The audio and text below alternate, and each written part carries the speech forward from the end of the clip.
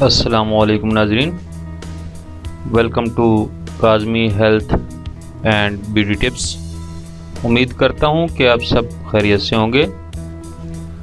بھوک لگانے والا شربت، جگر اور معدہ کی جملہ بیماریوں کا علاج۔ ناظرین، ہم نے آپ کے لیے موٹاپا کم کرنے والے نسخے اپلوڈ کیے تو کچھ بھائیوں نے کہا کہ ہمیں بھوک نہیں لگتی اور نہ کچھ کھانے کو دل کرتا ہے، اور پھر کچھ نے معدہ اور جگر کی بیماری کی بات کی۔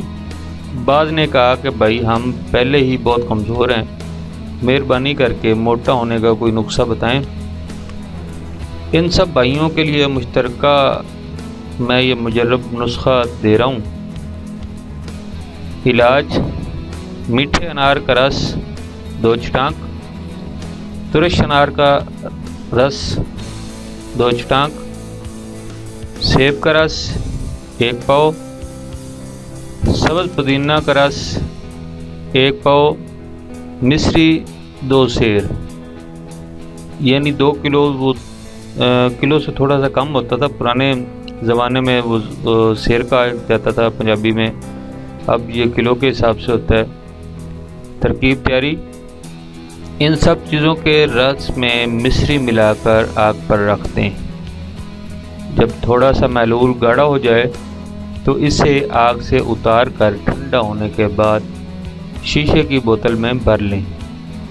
آپ کا بھوک والا شربت تیار ہو چکا ہے۔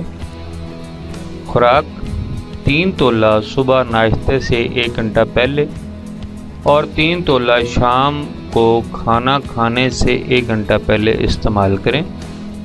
انشاءاللہ 1 ہفتے میں یہ عجیب و غریب شربت معدہ اور جگر کی جملہ خرابیوں کو دور کر کے بھوک خوب لگائے گا۔ یہ شربت ہیضہ کے مرض میں استعمال کرنا بہت مفید رہتا ہے۔ Thanks for watching.